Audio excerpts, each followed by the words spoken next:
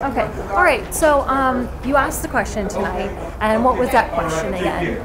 I don't have it directly in front of me, but essentially I was asking what did these candidates want to do about gun violence, and I did not want them to try to dance around the issue by addressing criminal or mental health issues as an excuse when the man who shot my daughter didn't have a criminal or mental health background. Right, and so you heard their responses. Both Bernie Sanders and Hillary Clinton responded. What did you think about their responses? I don't think either one really addressed the cause of the issue. I mean, it's clear that they're trying to address some of them. Bernie's trying to do the social issues. He's against the assault rifles. That's good. Hillary, she did mention some items, but neither one is really addressing the gun violence culture. Hillary did mention the urge to pick up a gun a lot. That's starting to get to the core of the problem, which is why does everyone have to have a gun? And I don't know if we really all need guns. I'm not totally against guns, but we've got this culture now of everyone is carrying around a gun like we're in the Wild West.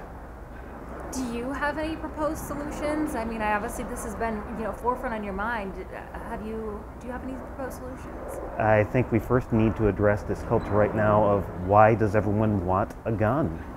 I mean, I've heard the arguments, let's have them for self-defense. Well, if you want to worry about self-defense, why not a taser?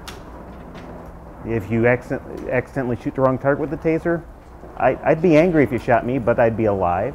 If you shot one person with the taser, you're done. Do we need lethal force for every answer out there? Other countries aren't having this problem. They don't use lethal force for every problem. Mm-hmm. And as we know, the suspect in your daughter's shooting had multiple guns. Correct. Is that the concern there? What's the biggest concern with this case? I don't know if this case is it in particular. It's a symptom. It's across our country. As I said, as of the beginning of March, there were 42 mass shootings in the United States alone. He's just one. It's like addressing what snowflake caused the avalanche. There's an avalanche. Who cares about one snowflake? Did you ever think that your family would be affected by gun violence? No one ever thinks that when we get on the highway, we never think we're the ones who are going to get in a car crash. It's the same sort of thing. How is Abigail doing? She's doing much better. She's laughing and she's giggling. She does have a lot of physical rehab coming up, and it's going to be hard. And we don't know the long-term outcome. Doctors don't know. It's impossible to say, but it's extremely promising.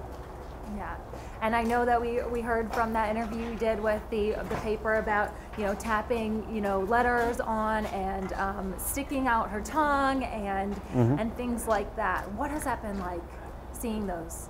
It's very reassuring. It's the only way I can describe it. I'm going from one day of being told she's dead and then wondering how she'll come out and wondering even if she's living, what sort of life she'll have, to seeing that her personality and the light bulb is still on after all this. It's truly remarkable. What's your outlook for the future for her? Cautious optimism. And she's going to start rehab next week, is that correct? Yes. That's the plan, okay. And granted, but she's supposed to have 6 months, could be less. I mean, she seems like quite the fighter. We don't know. I'm not a rehab expert. I can't answer that. Only doctors with training. I don't have rehab training, so I'm going to trust them. Yeah, and just lastly, just to kind of put everyone in that mindset of how big of a problem this gun violence is, take us back to that night when you got that phone call. It was a long blur. My wife got the call. She was understandably upset. I drove at high speed. We got there and we saw some things I just don't want to describe. And when did you find out that it was a random shooting? We were watching the news before. We just didn't realize she was involved with it. We just saw the news that there was a shooting in Kalamazoo, and we were just sitting on the couch, and we knew that she was out. That's all I could. As you said, you don't think you're the one involved, so I didn't worry too much about it. A little concerned like anyone else, but didn't think it's going to happen to us. So was a doctor or police officer that told you actually she was part of the random shooting? Whoever it was spoke to my wife. I cannot answer that.